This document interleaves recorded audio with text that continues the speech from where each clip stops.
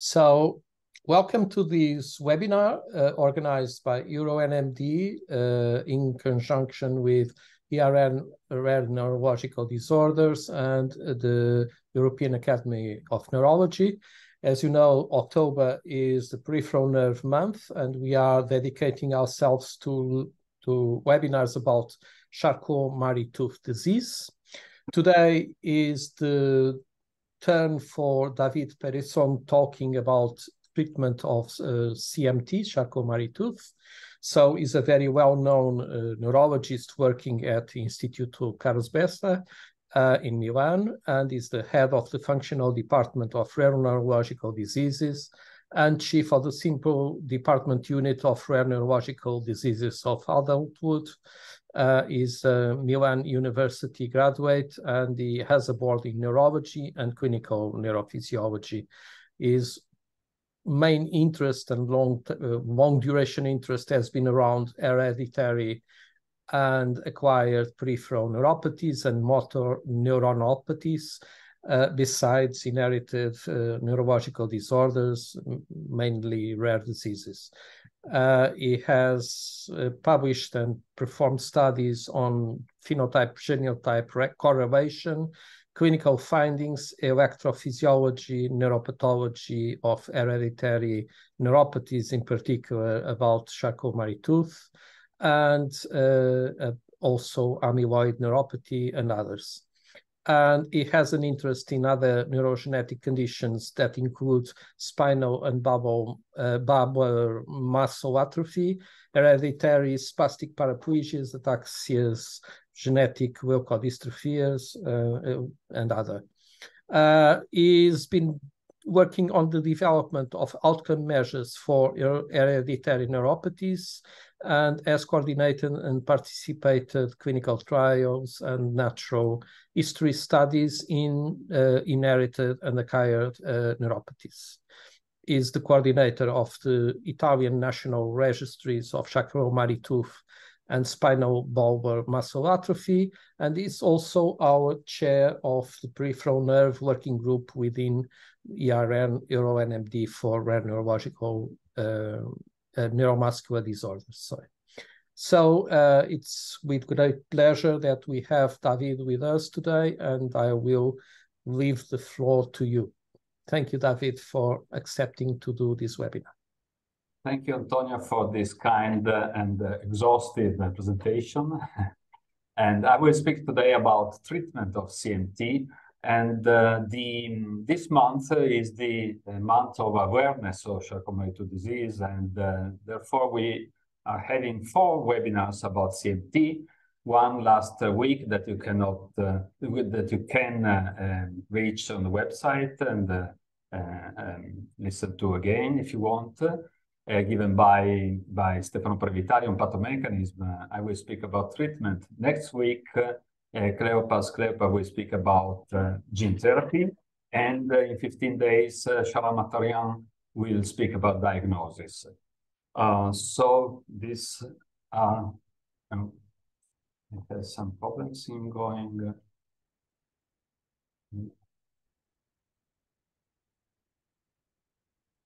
Doesn't move. Okay.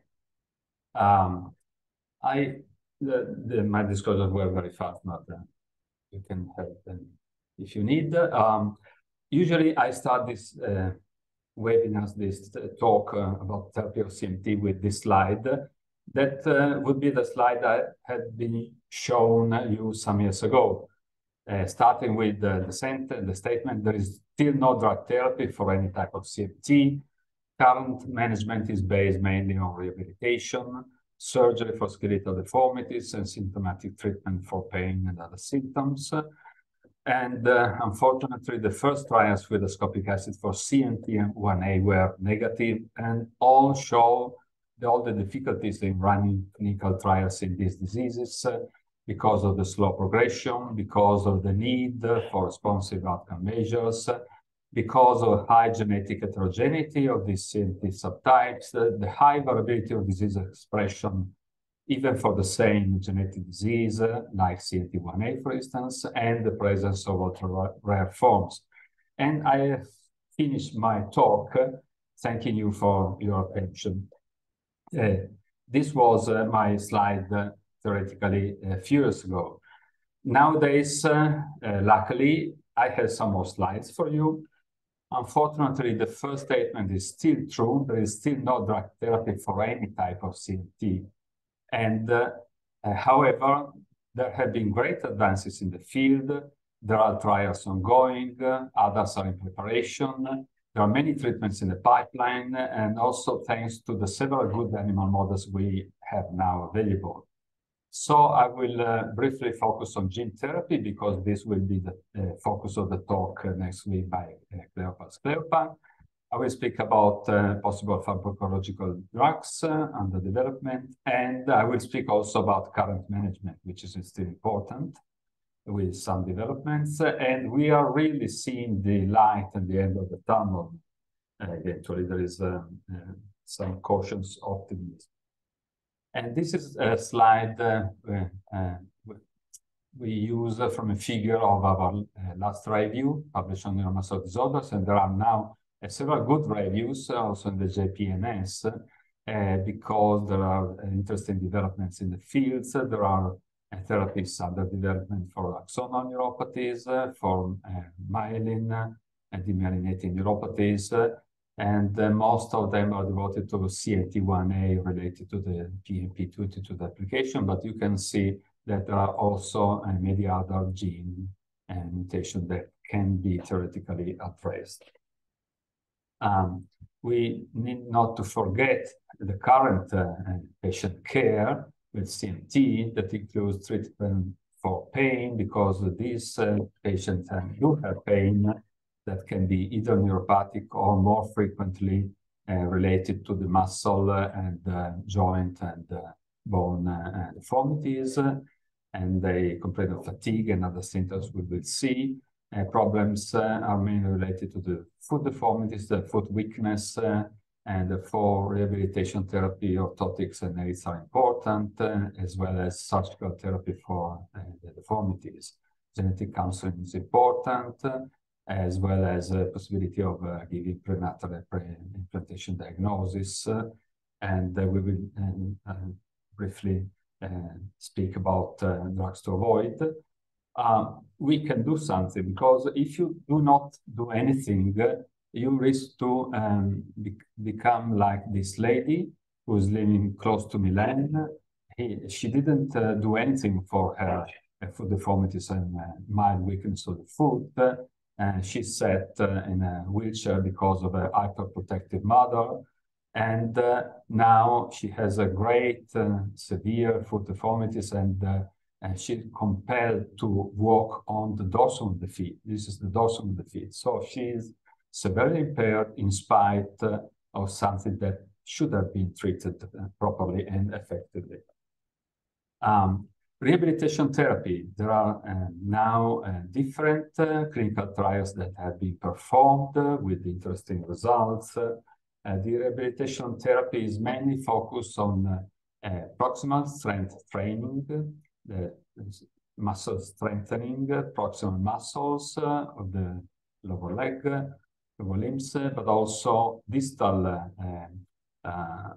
muscle strengthening, like in this trial for childhood performed by Josh Burns and colleagues. And also another important possibility is to perform aerobic training, cardiopulmonary conditioning that is effective, and also stretching and proprioceptive exercises are important. So all these kind of treatment proved more or less effective in clinical trials. Clinical trials in rehabilitation are difficult to carry out, so it's difficult to demonstrate an effect, but most of these trials did demonstrate that treatment are effective. What is the problem? The problem is that, as shown nicely by this recent paper by Ferrari and colleagues, that after an intensive rehabilitation period of 3 weeks, a series of measures really improved. This is the examination after the end of the training with improvement in several measures, but at 1 year, all the benefits are lost. So you need to repeat these rehabilitation therapy cycles or have a continuous activity. We in Italy have a registry collecting almost 1,000 of patients with several information, and we deliver to part of these patients online questionnaires about different topics, and more than 250 answers to several questionnaires. And this was very useful to understand what are the issues and how we can address these symptoms and needs. Orthotics are relevant. Many patients use them. More than one half uses shoe inserts, and many have the need for ankle for orthotics or orthopedic shoes. They are usually divided into plastic that are rigid or elastic, which are more flexible, and divided also in high AFOs that are those keeping the majority of the leg extension distance, whereas low AFO are limited to the lower leg. And this is important because they are useful for different conditions. We evaluated in this paper that is on press on the Green Journal, a lot of benefit, use, and complications of different orthotics, mainly AFOs. You see that almost 70% of AFO users do have complications, including ulcers, skin reddening, calluses, and also pain. And so this is something that leads to the abandonment of AFOs use and shoe insert shoes and a good deal of patients. So from this study, we established that 21% of patients that were prescribed AFO never used them. 31 of those that used AFOs abandoned them during some period afterwards. Almost 70% had complications like those described before, and moreover, the risk of inappropriate prescription. So you need to clearly address the need of the patient, evaluate with the physiatrist, the neurologist, and to establish which is the best, if they do need the AFOs, and which is the best AFO to be prescribed. AFO should be prescribed only if the foot dorsiflexion is weak, at least 3 of the MRC weakness grade. Elastic AFOs are better tolerated if there is only foot dorsiflexion weakness, because they allow the foot plantar flexion without limiting. And whereas plastic AFO are useful if there is both dorsiflexion weakness and plantar flexion weakness, because they sustain better the foot and they are better tolerated. And also early customization is important, we established. Foot surgery. Foot surgery is also important. Almost 1/3 of patients are submitted to some sort of foot surgery, or patients with CMT, but there is no clear-cut agreement about who should be operated upon, when, and how. And we performed these studies 5 years ago, preparing 2 typical cases, one child and one adult patient with CMT, with foot deformities. We submitted the cases to 16 orthopedic surgeons coming from different countries, asking them which procedures they would have performed for this patient. And you see from the black and white boxes that no single orthopedician would have used the same approach, all different approaches.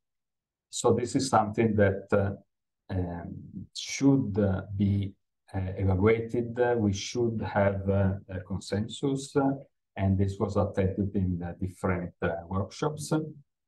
And particularly in this one, the European Neuromuscular Center, we agreed that the main aim is to reach, to make the foot stable, well balanced, and to address pain.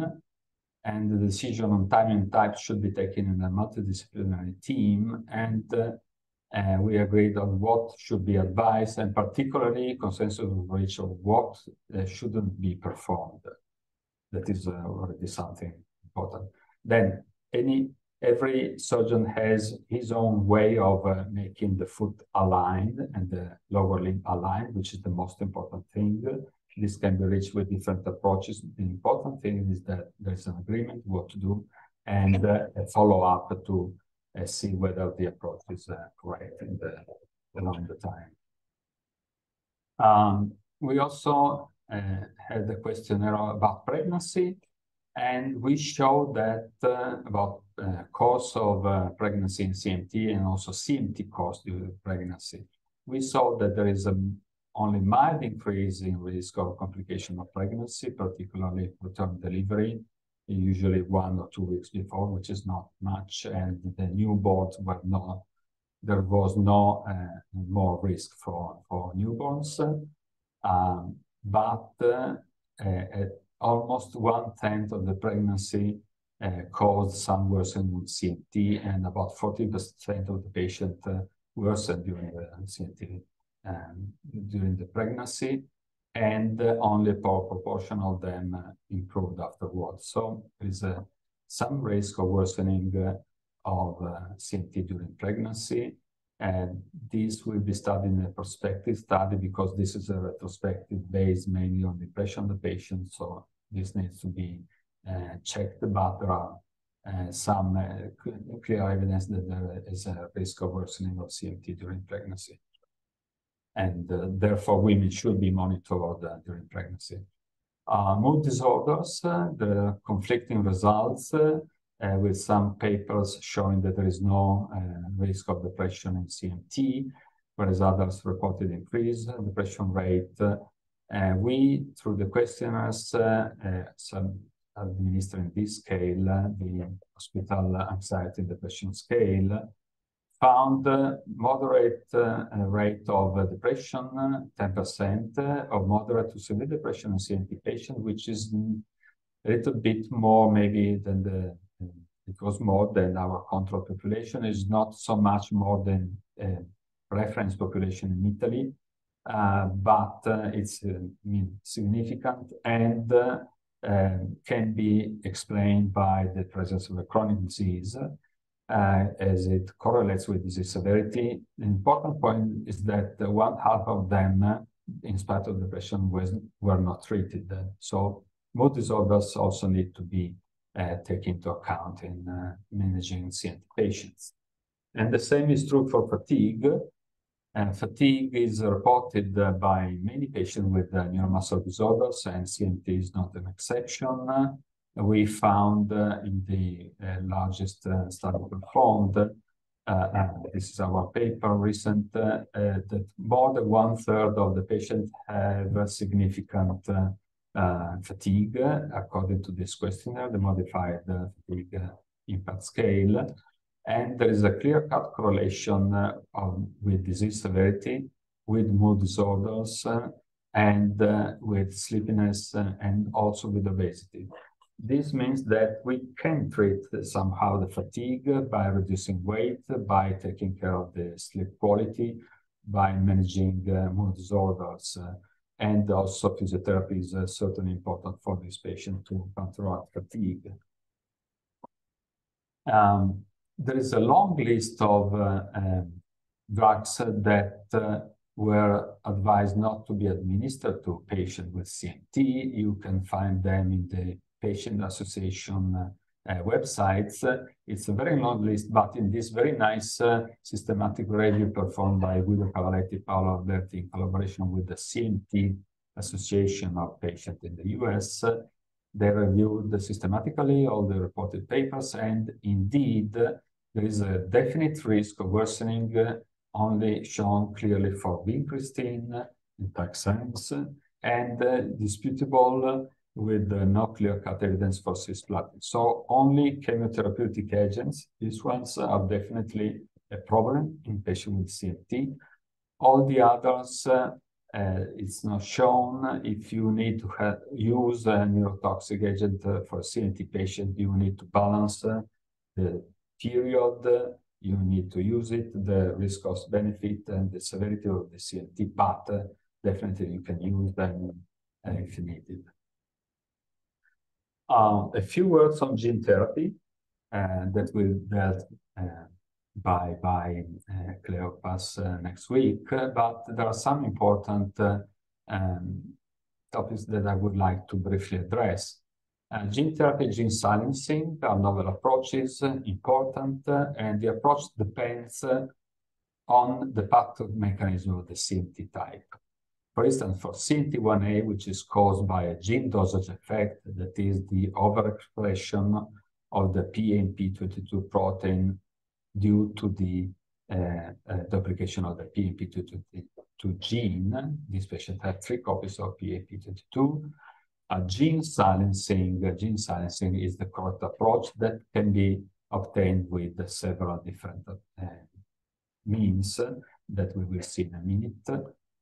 Here you see in black the animal models that have been tested with these approaches. In red, you see the clinical trials that are being performed, completed, or planned. So this is something that is reaching the using clinical trials for patients. For dominant mutation in CMT, you may have a gene that a protein that acquires a gain of function, a new function, which is toxic. In this case, again, selective silencing of the mutated allele is a possible approach. Gene editing, that is the correction of the precise mutation of the mutated allele, is another possible approach. You may have also a mutation causing a dominant negative effect, particularly for proteins forming dimers or tetramers, like matrophysin 2 and matrophysin 1, for instance, or the PMP22 and P0 themselves. The possible approach is to increase the expression of a useful gene to overwhelm the mutated allele. And this is being attempted for matrophysin 1 to overcome the dominant negative effect on matrophysin 2 mutated in this type of CMT. This is an example. Recessive mutations usually cause a loss of function of the gene. Then the strategy is to replace this gene, and this has been tested for several animal models, and also there are clinical trials running delivering the mutated gene to patients with giant axonal neuropathy, that is the inherited neuropathy causing the kinky or curly hair, and also a trial is ongoing of the rare form of CMT that is alleled to SMART1 SMA with respiratory distress type 1, the rare disease, severe disease in children. This is another, but Cleopas will tell you more about this. The last approach is gene insertion. You introduce a new gene that is useful some way for the patient, mainly neurotrophic factors like neurotrophic 3 for CMT1A, and this trophic factor for CMT1A. This is a trial completed. We are waiting for the results. This is a trial plan. So different approaches depending on the pathomechanism. For instance, for gene silencing CMT1A, there are now 8 different approaches that have been attempted in animal models with ASOs, with interfering RNA, with small hairpin RNA, with adenoviral associated vectors, and with microRNA, and delivered by different ways. And this is something that will reach the clinical trial stage, particularly this one, last one may reach clinical trial stage. And all these approaches were effective in downregulating the PMP22 expression and improved the motor function of these models, the physiology, and also histopathology of the animal models. The problem is how to target all the Schwann cells the cost, risk, benefit, how to deal with the lifelong disease needing a long-term therapy, and downregulation need to be strictly regulated in order to avoid HMPP, which is caused by the deletion of PMP22. So several problems still need to be addressed. Moving to pharmacological drug attempt, most of them are devoted to CNT1A, that is most frequent and most known neuropathy, where the overexpression of PMP22 causes demyelination, which in turn causes axonal degeneration with the contribution of different abnormalities in different pathways. So there are different possible approaches. In blue, you see the already performed trial in patients, ascorbic acid and so on.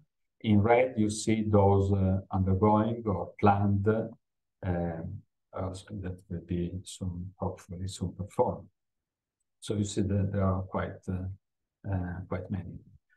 The most important at this stage is the most advanced is PXT3003, which is an oral solution made up of baclofen, which is a GABA-B receptor agonist. GABA-B receptor is known to regulate the expression of PMP22 in some way.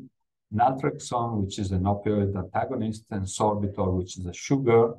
And the animal model, they were shown probably to downregulate somewhat the PMP22, and they were tested as a whole in a phase 2 and phase 3 trial, and with a high number of patients treated. The problem is that the phase 3 trial was only partially completed because there was a placebo arm, low dose arm, and high dose arm, but in more than one-third, almost one-half of the patient with a high dose, the vials, the compound crystallized in the vials, and therefore the blood vessel was broken and the trial was interrupted in some nations. Therefore, a new phase 3 has been requested by the FDA. This is being performed, and we should know the results by the end of the year. In this first phase 3 trial, there was some evidence for efficacy in favor of the high dose, but the problem is that not all patients completed the trial, only 2/3 overall, and less than one half for the high dose. And there is some debate about the responsiveness of the scale, and also sorbitol might be detrimental, as we will see. It's the cause of another CNT type that we will see soon. So we are waiting, in any case, the new phase 3 trial results with great expectation and interest. This is another trial that has been completed with this compound AC083, which is an analog of insulin growth factor 1, which is acting on the myostatin pathway, and it causes hypertrophy of muscles. Therefore, it was injected in the bilateral tibialis anterior muscles with the expectation to cause muscle hypertrophy and benefit for the patient. 62 patients were treated overall with different types of demyelinating forms. And indeed, the compound was able to increase the muscle bulk, but this didn't translate into a clinical benefit, and therefore the drug company stopped the development of this compound. So this has been stopped. There are different approaches like lecithin and other lipids supplementation, because there is a clear dysregulation of cholesterol synthesis and membrane composition. This is a receptor that regulates the influx of calcium to the Schwann cells. This is dysregulated, so modulators of this receptor have been shown to be of benefit in the animal models. And there are other approaches that are possible. I will focus on two of them.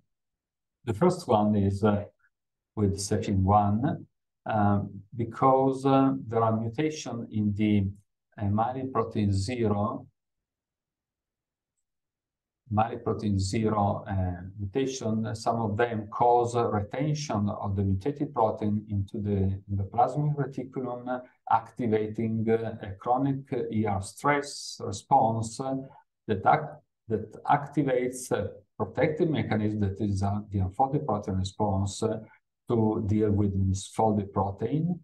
Particularly, this arm per arm causes a reduction into the production synthesis of protein.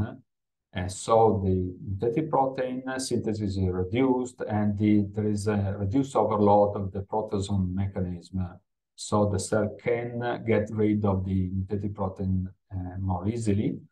And CEFIN1 is acting on this negative feedback mechanism that is interrupted. So this arm is maintained.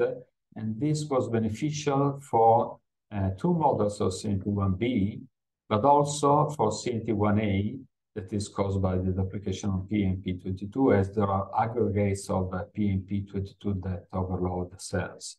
So this is a potential treatment. Now there is an ongoing trial in ALS, and we will see if it's of benefit in ALS. If so, it's probably will be tested also for CMT. Another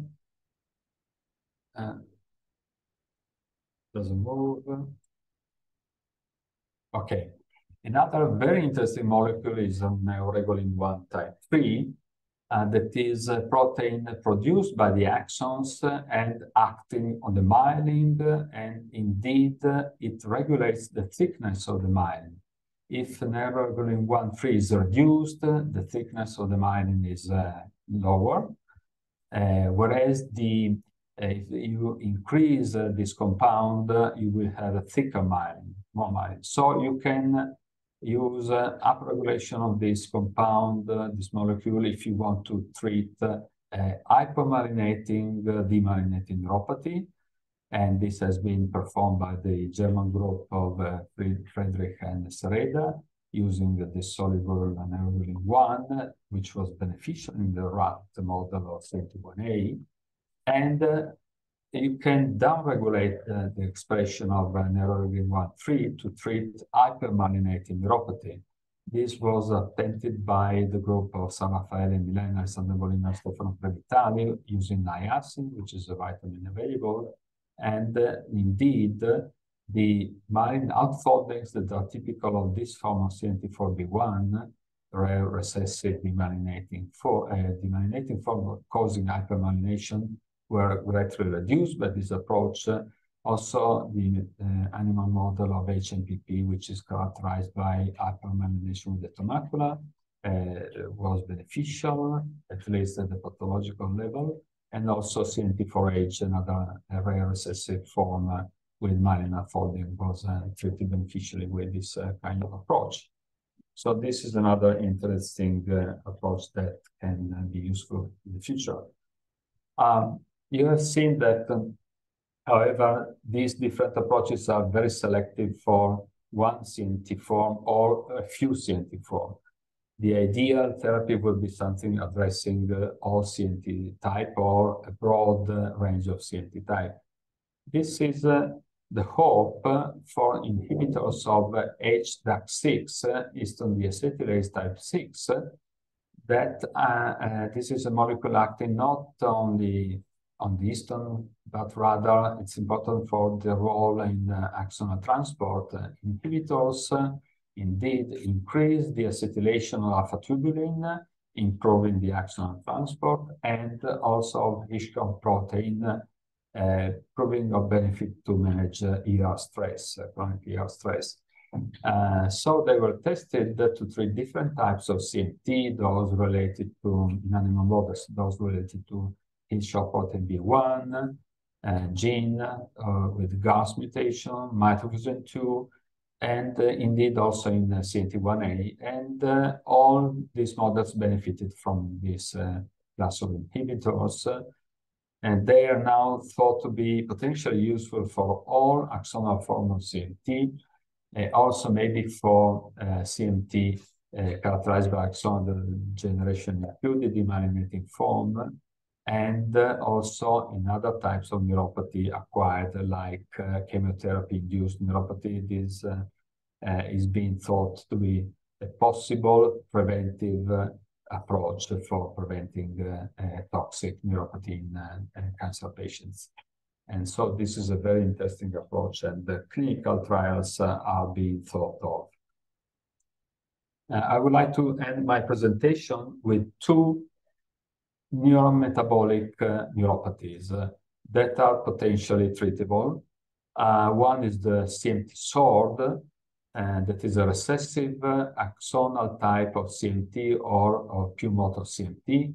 Indeed, it's probably the most common type of recessive axonal neuropathy and possible recessive pure motor neuropathy, distal hereditary motor neuropathy, which is characterized by recessive mutations, the allelic mutation in SORD, which is the sorbitol dehydrogenase, that catalyzes the second step of the polyol pathway, starting with glucose to sorbitol, then this converts sorbitol to fructose.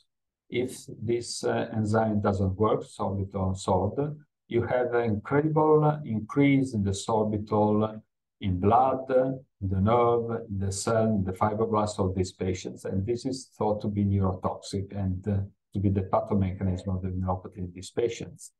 Therefore, the logical approach is to reduce the activity of aldose reductase, inhibiting its action. This is the enzyme converting glucose to sorbitol. If you stop this step, you decrease the production of sorbitol.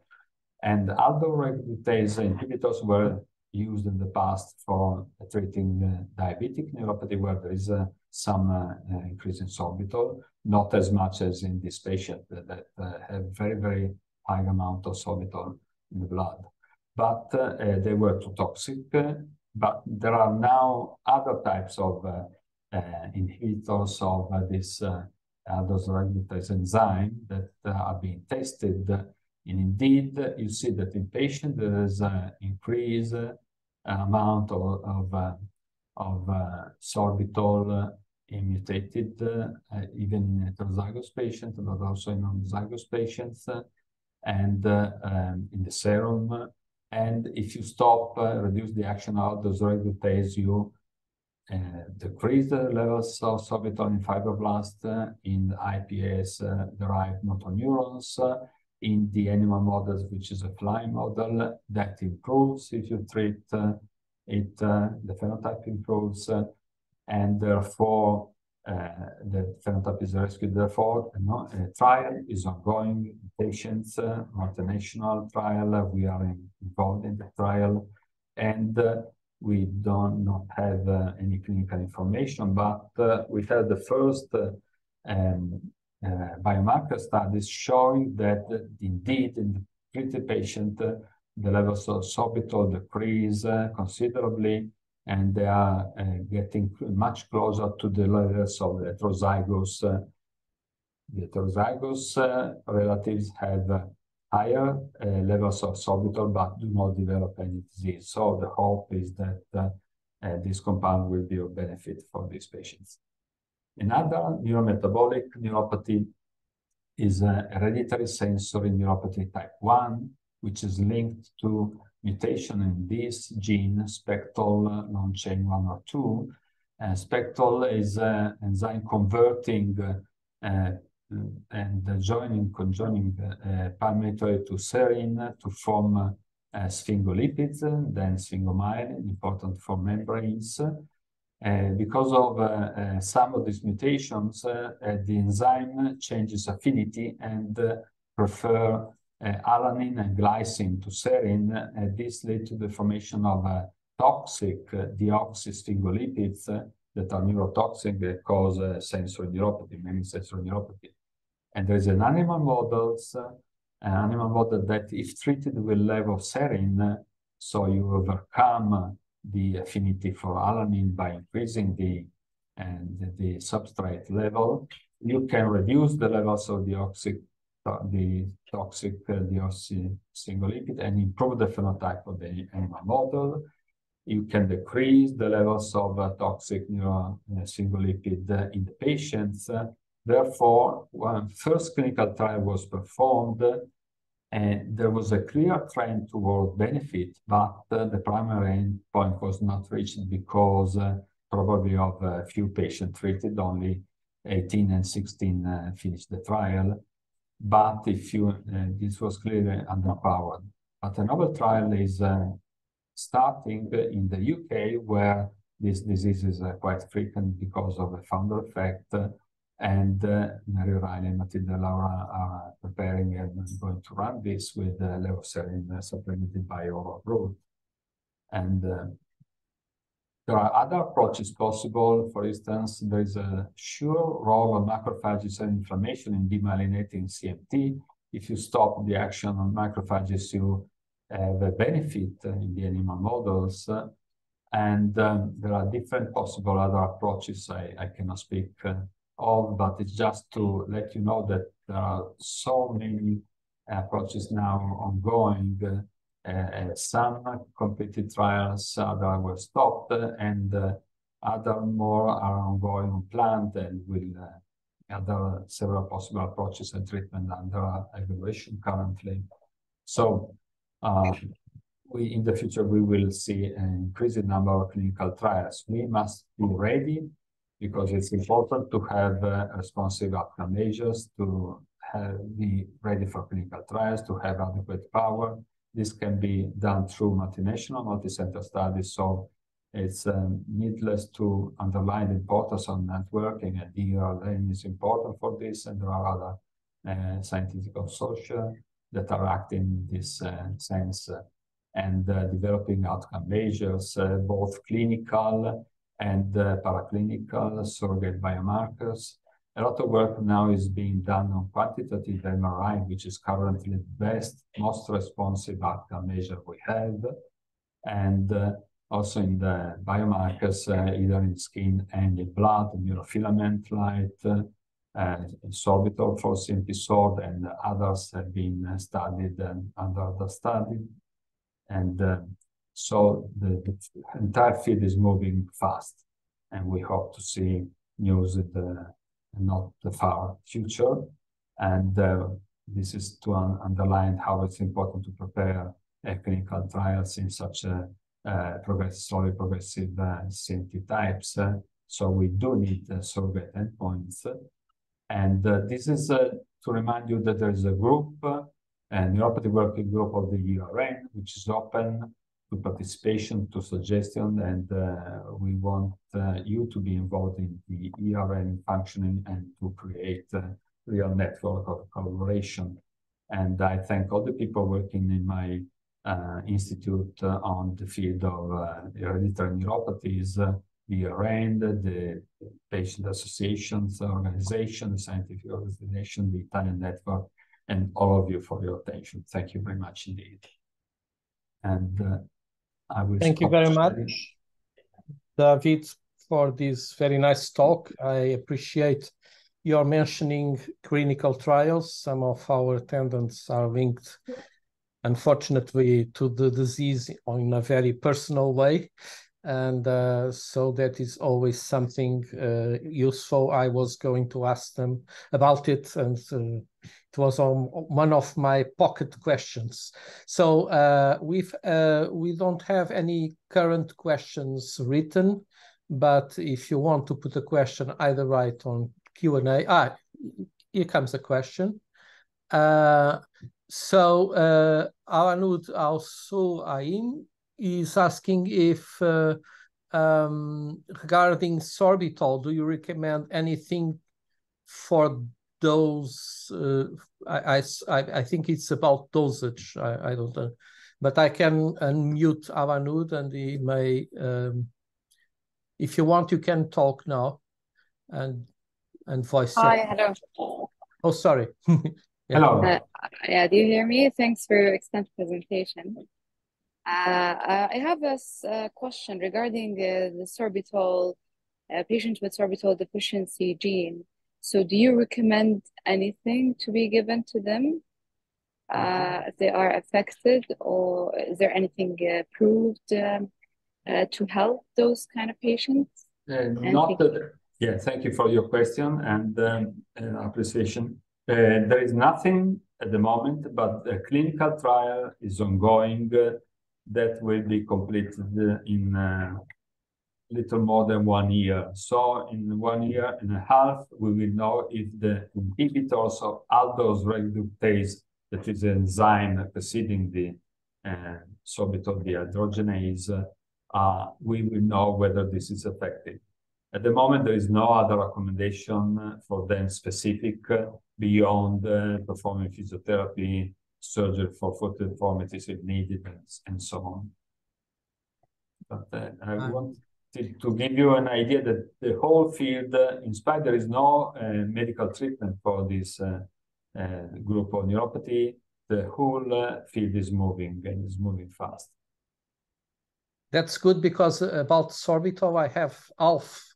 It's quite a cheeky joke, but you know, when I was in medical school 40 years ago, someone was already talking about sorbitol increases in neuropathic, diabetic neuropathy. So I hope that we, in this phase, get farther away and faster than these 40 past years.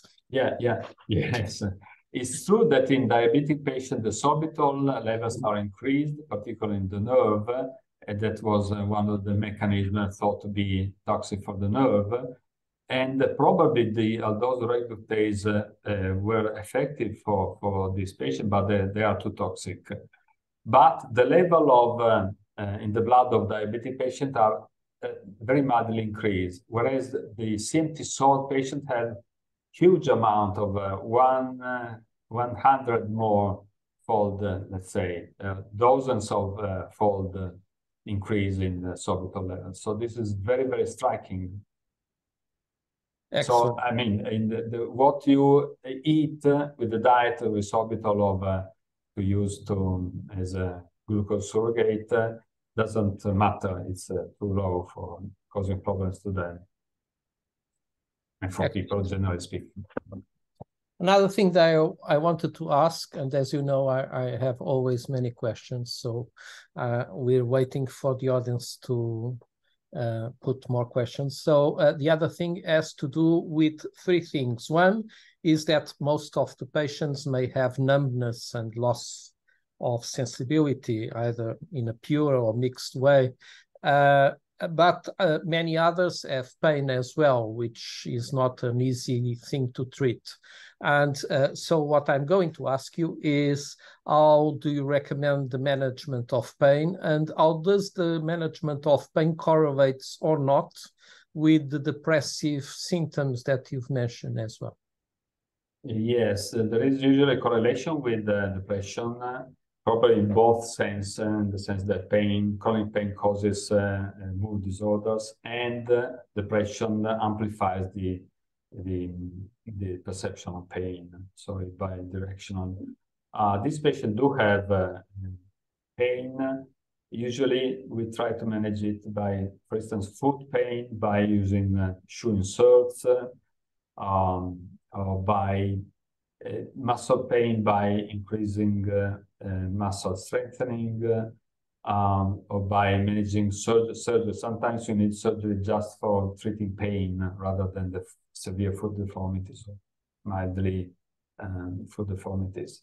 And there are patients complaining of true neuropathic pain, and a minority of them with the burning sensations or the shock-like pain.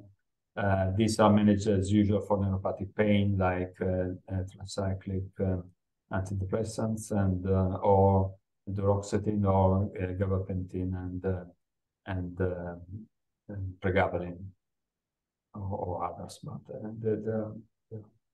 there's some proportion of patients doing this. I mean, evaluation of pain in this patient is you find a high rate of patient complaining of pain. usually also use FANS and the traditional anti-inflammatory drugs. Very well. The other thing I thought of is that currently, as you know, for many clinical situations, namely the ones with paralysis and loss of function, motor function, there are solutions emerging in terms of exoskeleton. And I was wondering if you have any idea about the usefulness in this kind of diseases, and if you know of any application already trialed or used. Trial not, as far as I know. There are, however, it's again a fast-moving field. In the sense of orthotics, usually these patients have a lot distal weakness, so the FOs are the main mainly studied orthotics, and with the new scanning, the computerized scanning of the foot deformity and 3D printing orthotics is something that is customizing very, very well the orthotics. This is something that has been developed in some centers and will be the future. And carbon-made Codivilla spring is something that is more flexible and gaining use. But what we underline is that every patient has his own problem, and so the orthotics need to be personalized and customized. For managing proximal weakness with the exoskeleton and so on, patients are much less frequently they have the proximal severe involvement. I believe that it will reach also this category of patient, the use of this kind of approaches, but there's nothing at the moment published, as far as I know. Okay. And one last one is about falls. So what kind of recommendations and what kind of precautions do you advise patients to have regarding the prevention of falls? That's another good point to ask. I mean, frequently there are scales evaluating the number of falls, and rehabilitation therapies address also to educate the patient to avoid falls, which can be really a problem, because if you broke your leg, this will cause further problems because of immobilization, casting, and so on. Again, rehabilitation therapy and orthotics, the right orthotics help in this with this respect. Do you recommend any training of equilibrium and walking? Do you have any precaution in that sense for perhaps all the patients? Again, this depends on the patient, but we usually recommend to almost all the patients to perform muscle strengthening. A nice cat. Another host of the webinar. We recommend stretching, particularly because there have been Achilles tendon retraction often, that may be a problem, and conditioning, cardiorespiratory aerobic conditioning. All these are important. For some patients are really ataxic in some cases because of sensory ataxia and do need important rehabilitation for proprioception and balance. And some proprioception exercise and balance exercise are useful for many of the so a rather comprehensive approach is useful, in my opinion, in experience. I see a couple of yeah, you've answered one about balance exercises that Alan Wood has added, and the other one is just a thank you. And I extend the Alejandro's Merida's thank you to yourself from my part, and I think from everybody, and hope to have you very soon with us again, and probably you will, because the CMT month is just in the middle.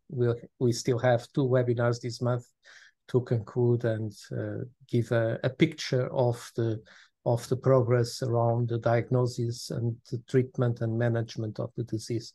Thank you very much, David. It was a pleasure, and see you soon. Thank you, Antonio. Thank you, everybody. Don't miss the next two webinars. Bye-bye. Thank you.